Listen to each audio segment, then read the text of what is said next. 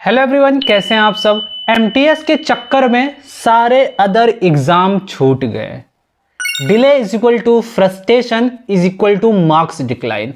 क्या आप भी इन्हीं सारी परेशानियों से जूझ रहे हैं? क्योंकि मेरे पास ऐसे सैकड़ों कमेंट डेली आ रहे हैं कि मैं अब एमटीएस एग्जाम की प्रिपरेशन छोड़कर स्टेट एग्जाम पर शिफ्ट कर रहा हूं, क्योंकि पिछले 5-6 महीने से एग्जाम डेट का वेट करते करते मैं पूरी तरीके से मेंटली डिस्ट्रॉय हो चुका हूं। अगर आपके अंदर भी ये सारी थिंकिंग आ रही है तो ये वीडियो मैंने स्पेशल आपके लिए बनाई है। इसमें अगर आपका डिसएडवांटेज आप सोच रहे हैं तो इसमें कहीं ना कहीं एडवांटेज भी छिपा हुआ है, जो मैं आपको एक पॉजिटिविटी देने की कोशिश करूंगा और 100% आपका, चाहे मॉक हो या फिर रियल एग्जाम, आपका मार्क्स बूस्ट करने वाला है। मैं बात करना चाहता हूं एसएससी एमटीएस 2025 के एग्जामिनेशन के बारे में, जिसका फॉर्म लगभग 36 लाख एस्पिरेंट्स ने भरा है और उनका जितनी बार भी एसएससी का नोटिफिकेशन आ रहा है, हर बार उनकी उम्मीदों पर पानी फिर रहा है। ये सारे कमेंट्स आप यहां देख सकते हैं जो मेंटली परेशान हो चुके एस्पिरेंट्स का दर्द बयां कर रहे हैं। मैं आपसे पूछना चाहता हूं कि क्या एसएससी को एक एक्सपेक्टेड मंथ नहीं बताना चाहिए कि एग्जाम आपका किस महीने में हो सकता है?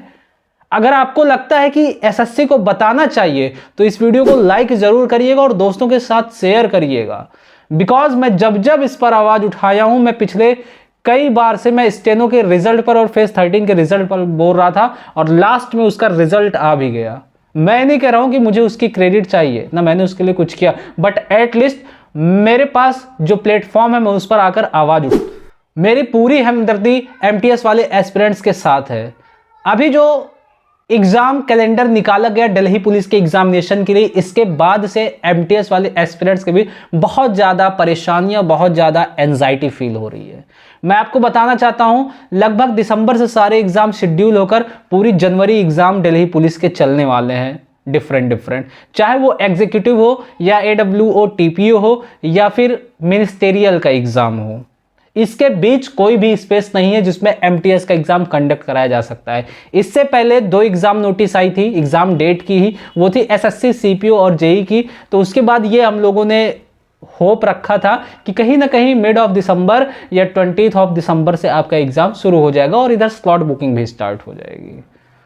तो अब यहाँ 2 तरीके के एस्पिरेंट्स देखने को मिल रहे हैं, एक जो इससे बहुत ही ज्यादा डिसअपॉइंट हो चुके हैं और एक वो जो अब और ज्यादा मोटिवेशन के साथ पढ़ना स्टार्ट कर रहे हैं। मैं एक चीज आपको बताना चाहता हूं, सबसे पहली एक पॉजिटिव लाइन आपके दिमाग में डालना चाहता हूं, वो ये है कि एग्जाम के पोस्टपोन मींस डेट के आगे बढ़ने से यहां 40% एस्पिरेंट ढीले पढ़ने वाले हैं, वो किसी और एग्जाम की तरफ शिफ्ट होने वाले हैं। तो जो स्पेशली एमटीएस की प्रिपरेशन कर रहा, वो इस प्रिपरेशन को बिल्कुल ना छोड़े, बल्कि अपनी प्रिपरेशन को और शार्प करे। अभी उसका जो भी वीक पॉइंट है, जो भी प्रोन पॉइंट है, उसको और ज्यादा शार्प करे, स्ट्रांग करे, पॉलिश करे, ताकि जो एमटीएस में गलतियां निकल कर आ रही एटलीस्ट उन गलतियों से वो बच जाए। बाकी जो मॉक्स आप दे रहे हैं उसमें आपका 100% स्कोर बढ़ना है। मैं आपको बताना चाहता हूं, मेरा एक क्विज ग्रुप है जिसपे सीजीएल के एस्पिरेंट्स, सीएचएसएल हो या फिर एमटीएस, सारे तरह के एस्पिरेंट्स जुड़े हुए हैं जो इंग्लिश में समस्या झेल रहे हैं। उनके लिए मैं फ्री ऑफ कॉस्ट पता नहीं थाउजेंड्स ऑफ क्वेश्चन मैंने प्रोवाइड कर चुका है अब तक, और डेली बेसिस पर आपको क्वेश्चंस प्रोवाइड कर रहे हैं, और चाहे वो अपडेट हो या फिर कंटेंट हो, वो सारी बेसिस पर दिया जा रहा है। आप एक बार ग्रुप को विजिट करेंगे तो आपको ग्रुप से एग्जिट होने का मन नहीं करेगा।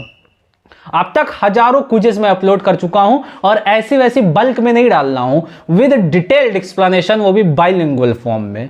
तो अगर आप एमटीएस की प्रिपरेशन कर रहे हैं और चाहते हैं कि आप इंग्लिश में कहीं चूके ना, आपका सिलेक्शन हर हाल में हो जाए, तो वो ग्रुप स्पेशली आपके लिए है। एक बार आप ज्वाइन करके देखेंगे तो कहीं ना कहीं आपको लगेगा कि हाँ, मैं सही ग्रुप पर अब ज्वाइन हुआ हूं। ऐसे 10 फर्जी ग्रुप से ज्वाइन करने से बेहतर है कि आप एक अच्छे ग्रुप से जुड़कर एक तगड़ी प्रिपरेशन आप कर सके। अब बात करता हूं मैं एसएससी एमटीएस एग्जामिनेशन की, कि आपका कब हो सकता है, कब स्लॉट बुकिंग हो सकती है और सारी चीजें क्या क्या इसके अकॉर्डिंग कर सकते हैं। फिर इसके बाद मैं बताऊंगा कि आपको कौन कौन से टॉपिक अपने शार्प करने चाहिए जो एमटीएस में 100% पूछा जाएगा, और जो अभी एडिक्विटी का ट्रेंड रहा है, चाहे वो सीएचएसएल एग्जाम का हो या फिर सीजीएल का हो या फिर जो स्टेनो एंड फेज 13 के एग्जाम हुए। मैं सबसे पहले बात करता हूं कांस्टेबल ड्राइवर मेल इन दिल्ली पुलिस, इनका एग्जाम 16 से 17 दिसंबर, एग्जीक्यूटिव का एग्जाम 18 दिसंबर से 6 जनवरी तक, वहीं हेड कांस्टेबल मिनिस्टेरियल का एग्जाम 7 से 12 जनवरी तक, और हेड कांस्टेबल एडब्ल्यूओ टीपीओ का एग्जाम 15 से 22 जनवरी तक। तो इन्हीं एग्जाम के बीच ही आपका स्लॉट बुकिंग स्टार्ट हो जाएगी एमटीएस के लिए, और कहीं ना कहीं फरवरी के फर्स्ट वीक से आपका एग्जाम शेड्यूल हो जाएगा 100%। देखिए एग्जाम होकर रहेगा, आप चाहे प्रिपरेशन करें या फिर छोड़ दें, एग्जाम होकर रहेगा और वो जरूर होगा। अभी बहुत सारे स्पेकुलेशन से चल रही, कहीं 2025 की वैकेंसी और 2026 की वैकेंसी को मर्ज ना कर दिया जाए। नहीं दोस्तों भाइयों, ये बहुत ज़्यादा गड़बड़ हो जाएगा, ऐसा नहीं होना। और बहुत से लोगों का क्वेश्चन है कि एसएससी जीडी की भी अभी अपकमिंग वैकेंसी, उसका भी एग्जाम होना है, तो ऐसा बिल्कुल नहीं होना। आप निश्चिंत रहिए, फरवरी में आपका एग्जाम स्टार्ट होना ही है और जनवरी में आपकी स्लॉट बुकिंग हो जाएगी। आई होप इतना पॉइंट आपको क्लियर हुआ होगा।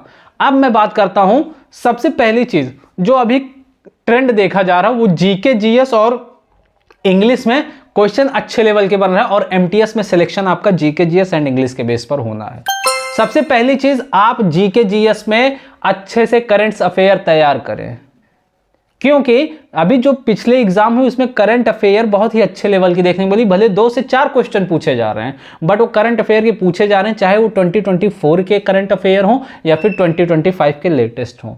अब तो आपको दिसंबर का भी करंट अफेयर करना पड़ेगा अगर फरवरी में एग्जाम है। सबसे पहले बुक्स एंड अथर्स करिएगा, आप न्यू अपॉइंटमेंट कर लीजिएगा, आप इन सारी चीज़ों को अच्छे से देख लीजिएगा, कौन सा मिनिस्ट्री किसके पास है ये भी देख लीजिएगा आप। इसके बाद अगर मैं इंग्लिश पर आता हूं, देखिए वीडियो थोड़ा ज़्यादा लंबी हो रही है, मैं नहीं चाहता इतनी ज़्यादा लंबी हो। देखिए इंग्लिश की बात करूं तो आपको होमोनिम्स अच्छे से करना है, क्लोज टेस्ट अच्छे से पढ़ कर जाना है, इसके साथ ही वॉइस एंड नरेशन भी करके जाना है। और जो एक इग्नोर पॉइंट है वो है आपका, इग्नोरिंग टॉपिक है वो है आपका पार्ट्स ऑफ स्पीच, तो आपने कर लिया।